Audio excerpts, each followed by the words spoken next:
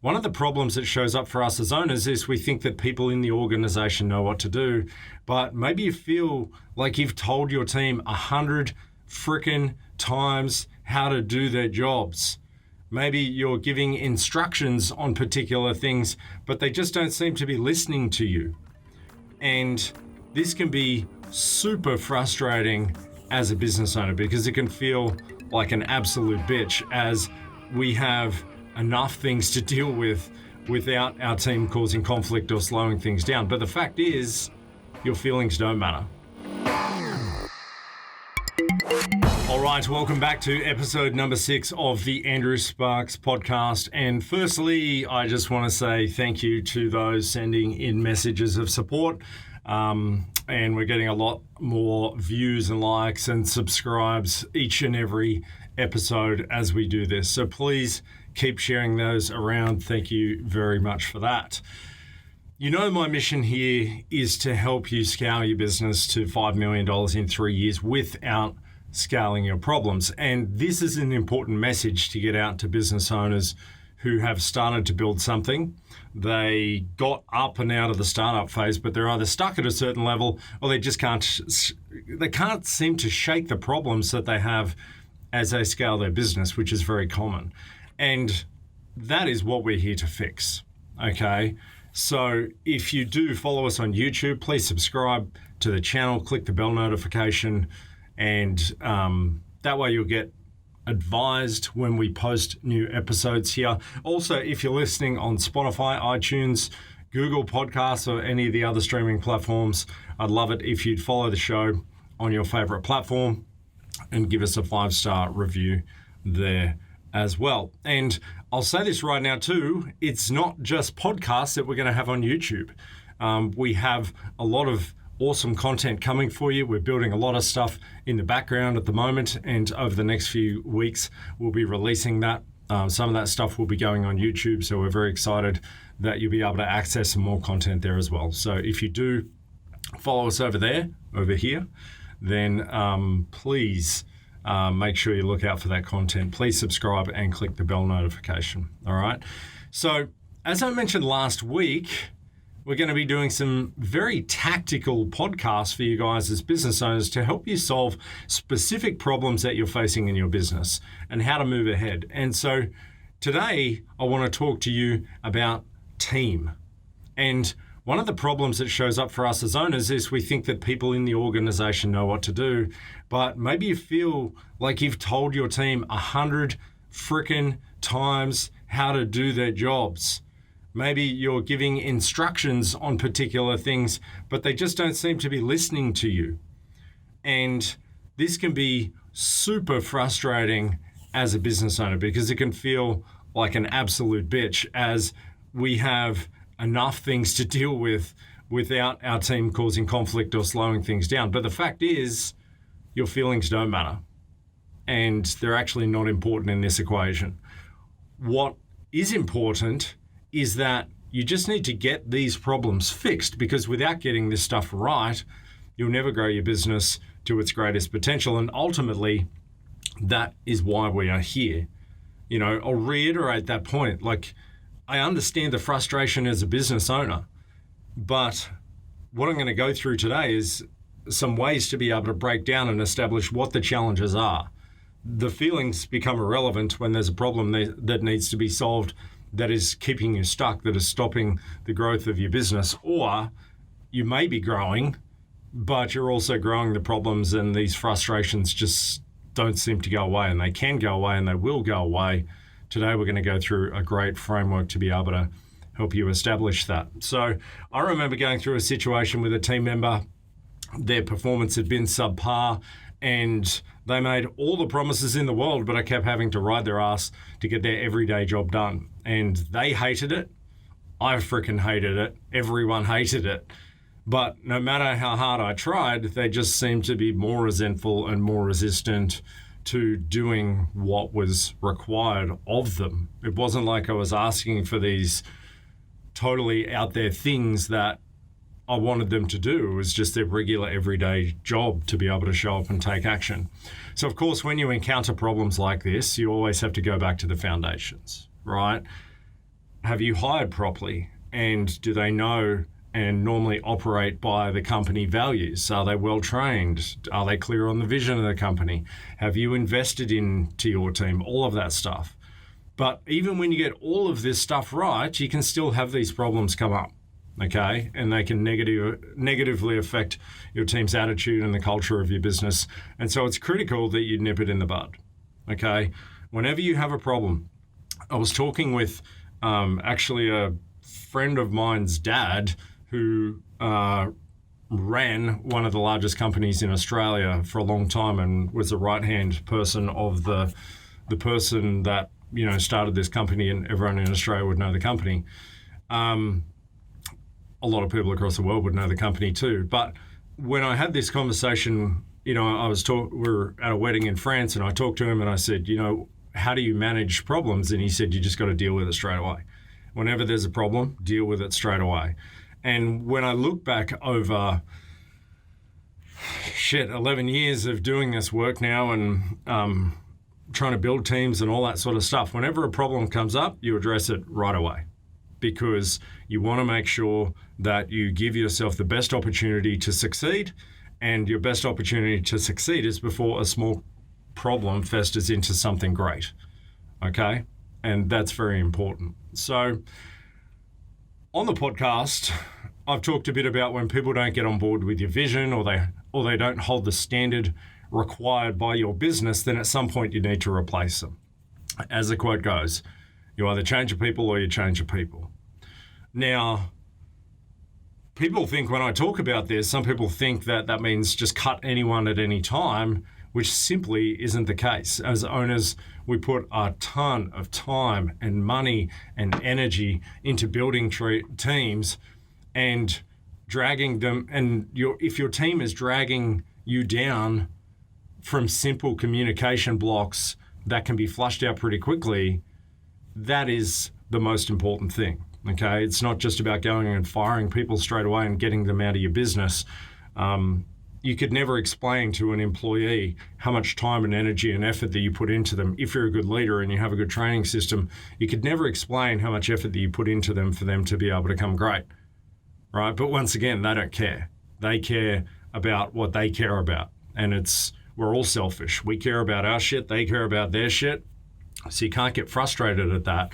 But the reason that it's important to have a look at the challenges that come up as soon as they come up is because when you can nip the problems in the bud, when you can deal things straight away, instead of just firing people you might have put years of work into, then you can probably salvage a very good relationship. Now, there are, of course, times where you just need to get people out of your company. They're toxic and it's time for them to go. But these things are situational, okay? And so what I want to go through here today are 7 steps that are going to help you as the business owner. These 7 steps will help you lead your team even when they're not listening, or even when you feel that they are not listening to you, okay? So these are the 7 steps that I took to disarm the conversation with a team member of mine that I mentioned just before, which allowed the conversation to be productive and for things to move forward instead of just being a blow-up that didn't serve anyone involved. So let's dive in. So step number 1. Step number 1 is check your ego, okay? First, you've got to look within. Whenever there's a problem, look within. How are you showing up? Okay, how are you showing up? With your ego checked, would you listen to you the way that you're communicating, the way that you're behaving, the way that you're trying to get the information across? Okay? This is a lesson that I would have loved to have learned very early on, which I didn't, and subsequently I made things very hard on myself for a long time. I used to think that I knew it all. I used to think that I had all the answers, and I think this is very common in a lot of business owners who haven't come from any formal training or a corporate background or team sports or any other background that shows us how to be leaders, right?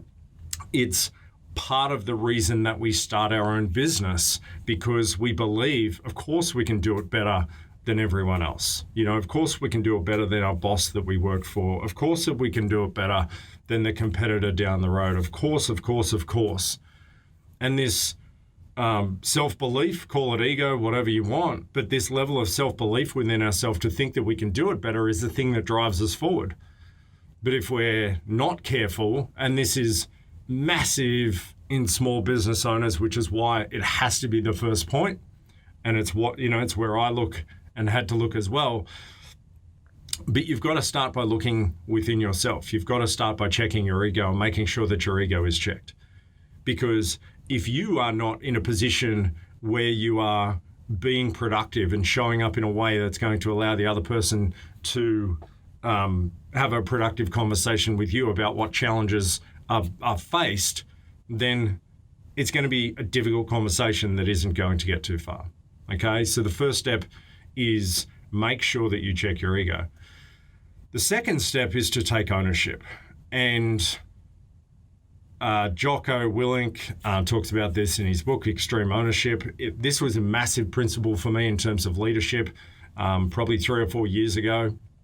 And what this tangibly looks like when you have a conversation with a team member who, a team member or your entire team, if they're not listening to you, is basically saying this: look, I've been getting frustrated because I haven't felt heard, but now I realize that maybe I could have done things a little bit better. So what I want to do first up is just apologize. I'm the leader of the company. I know that it's my responsibility. And what you do by taking full ownership is you disarm the situation and allow a lot of the pent-up anger and frustration felt by the other party to dissipate so you can actually have a productive conversation. I've been in a lot of physical fights in my life, and whenever you have a situation like that, you basically have two people that decide that they won't back down, right? And one person, of course, is going to be the person that has to punch first. But when you recognize that, right, when you understand when two people come together, or you and then your entire team come together and there's conflict, unless you disarm that conflict, then it's only going to blow up into a bigger situation. In the example that I just gave there is like a physical fight. Someone's going to throw the first punch. Once the first punch is thrown, it's game on, right? So whenever you are trying to deal with this with your team and get them to frickin' listen to you, you have to make sure that you take ownership and try and disarm the situation, because at the end of the day, it is your fault. All right, whatever's going on in your company is your fault. It's either your fault that you didn't address the situation sooner. It's your fault that you haven't, taken action steps prior to this. Maybe it's your fault that you didn't remove them from the company already. Whatever external factors might be getting in the way, maybe it's your fault that they didn't feel like they had a platform to be able to be heard in these situations. Okay, so it is very important. Remember, number one, check your ego. Number two, take ownership. Okay, and the third step is to listen to them. Okay, what does this look like? I'd love to hear from your side. What's been your experience? Why is this pushback? Why do we have this struggle right now? And what we're looking for here is the ability for them to get everything off their chest. And remember, you've just disarmed the situation previously, which should allow for better communication and honesty from your team. If you don't take ownership, you'll likely not get the honest core matter, the truth of the matter of the problem. And that is what you're looking for. Okay, you'll get a bunch of shit that they hate, or they won't be dealing with the core issue. So it's very important, right? Check your ego, take ownership, and then you want to give them the room to be able to listen to them. If you just go straight in and say, tell me what's going on, often what happens is they don't feel like it's a safe space. So they'll just give you the shit that they're angry at. They'll talk about this thing that happened 3 months ago that isn't the real core root of the issue. And if your team's not listening, you're trying to get them engaged to do their jobs. They're not paying attention. They're not doing things the way that they need to be done. And obviously by this stage, you've given adequate training for them. Then you need to create a safe space for them. And this is the third step in how you do it. Now, the fourth step is to apologize, okay? And after you've listened to them, you've let them sort of vent everything out, and then you say, look, I'm really sorry. I'm going to do better. I'm sorry you went through that situation. You want to apologize for something. You want them to feel heard, okay? And what this will do is further disarm the situation after you've listened to them. And like I said, allowing them to be heard and acknowledge that you have heard their side of the situation. Now, what I will say at this point as well is you may not need to apologize. Like, they might raise something that is that sits with them, right? So you may not need to apologize specifically for the thing. What you might need to apologize for, let's say someone's got something personal. This is actually the situation that happened with a staff member that I was talking about. There's a bunch of personal stuff going on in their life. And what I did is I just said, look, I'm really sorry you're going through that, right? And so what that does is I'm not apologizing for the fact that they're not doing their job, because that sits with them, okay? So you don't, I think a big thing in leadership is often, the example that's coming to mind is like where people say the customer's always right. I tell you, the customer's not always right, and if you have this belief, you'll just get walked over and you won't set your boundaries properly. But it's so important for you to set boundaries with your team, with your clients, to make sure that they know what is right and what is not right, okay? And so when you're apologizing, it doesn't mean that you're apologizing for something that they think that you should have done for whatever reason, and for them to just take power in the situation. If you've disarmed the conversation correctly and adequately, then you should be at a point of having a productive conversation and therefore apologizing. Look, I'm really sorry you're going through that situation. If you screwed up, own it, right? This is where taking complete look, I'm totally sorry. I fucked that up. That's my fault. And I take responsibility for that. You shouldn't have to go through that here as an employee. We want to be able to give you the resources and tools that you can go and succeed. That's our main objective here, okay? So that's number 4. Number 5 is establish a new plan. So based on the conversation, here's what I'm going to take responsibility for, okay? Let's say there's a problem and you did something, but they're responsible for their side of the communication as well. Communication's not like 50-50. It's got to be like 100-100 in a perfect world, right? Everyone needs to take full responsibility for communication both ways. So when you establish a new plan, it's like, right, here's the situation. I understand your frustration and the way that things have been going. I'm really sorry about that. You shouldn't have to go through that. Here's what I'm going to do to resolve and improve, right? Here's what I need you to do to resolve and improve. Look, if there's a problem like this again, just make sure you come back and let's make sure that let's talk about this before it gets to this level, whatever the situation is. That's number 5, okay, which is establishing a new plan. Now, the 6th step is the final airing of grievances. If you're a Seinfeld fan, you know what I'm talking about. But basically, it's like, hey, while we're at it, is there anything else we need to talk about here?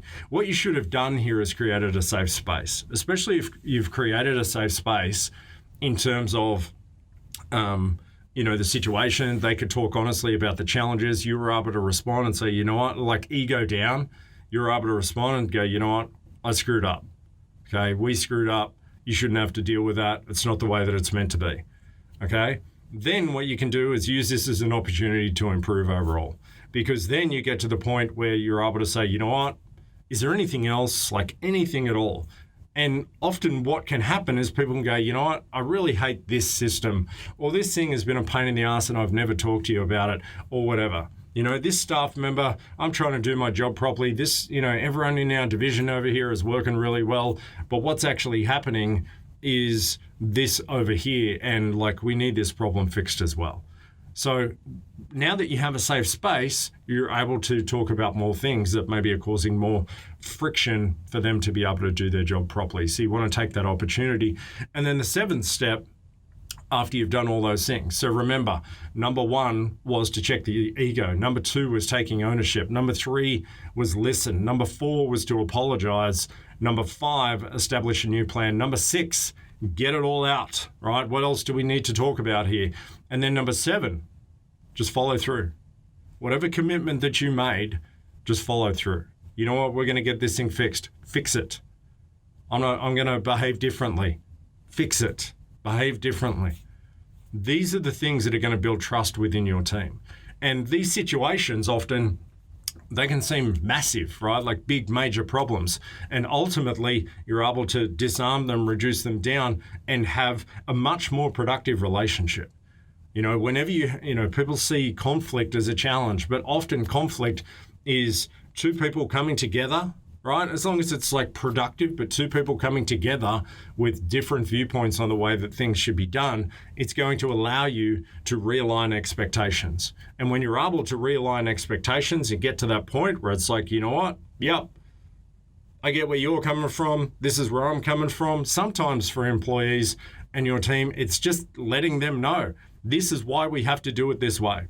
Okay, I get it. Maybe you've done a bad job of communicating that. We'll talk more about that in other podcasts, but it's your job to follow through. It's also their job to follow through.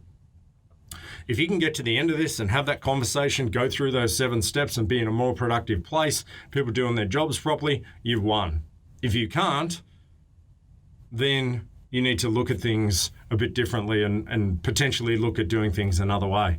Or that's where you go through the process of taking a team member, having a couple of conversations like that, trying to be productive, put them through performance management, and then potentially on the way out, depending on the situation, right? But I think you'll find when you communicate with people properly, then they'll start to listen to you again, which is obviously the objective of this podcast, okay? 7 ways to be able to lead, even when your team is not listening to you. By getting clarity, by getting back on the same page, by realigning, you should find yourself in a much better situation. So by going through those 7 steps, you should be able to get to the core root issue faster, with less stress, and with more poise as a company. And I trust you've found those valuable, and make sure you use them when you run into this issue for yourself. So that is it for today. But I do have a bonus before you head out of here. As a bonus for listening to the podcast, I wanted to give you the chance to get 4 full hours of high value content on how to scale your business to 5 million in 3 years without scaling your problems. The content that I'm talking about is the stuff that I have all of our high-end members go through when they start with me, or if they need to reset in business. I go through the enemy audit process. That ultimately allows you to rip the crap out of your business that is causing you problems, to put down on paper. It's a very specific process to be able to get the things out of your head, put them down on paper, the things that are causing you the major issues. If you're trying to scale, you don't want to scale your problems, right? You want to be able to move through. You don't want to scale your current level of problems. By scaling, you're going to create more problems, but you want better quality problems. You don't want to bring the problems that you had at $500,000 or $2 million when you're at $5 million. Okay, so that's the start of that. The second training is on the 4 golden levers of a high performance business. What are the 4 levers that you can pull in your business that's going to allow you to accelerate growth, and how to use them for your business? The next one is a high performance handicap. And the high performance handicap really is looking at the traits of you as a business owner, right? You'll notice some of these podcasts, I come in and I talk specifically about traits and you and your performance. Then in other podcasts, I give you tactics and tips on what to do in certain situations for your business, right? The final one is acceleration mastery. That's how you bring all of the 3 together to make sure that you can go faster, scale your business, and scale it with less problems. So the best way for you to be able to access that is to head over to my Instagram profile here, which is the Andrew Sparks if you're listening on audio.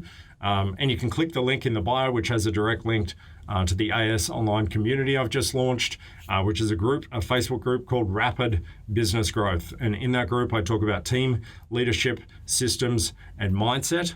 All you got to do is join the group, and right in there, that's where you can find those 4 hours of content to go through, which gives you those 4 critical things to scale your business to 5 million in 3 years without scaling your problems. So if you fit into that basket, you want to be able to scale to that level, head over there and you can learn it for free. All right. I hope and trust you got a ton of value from this.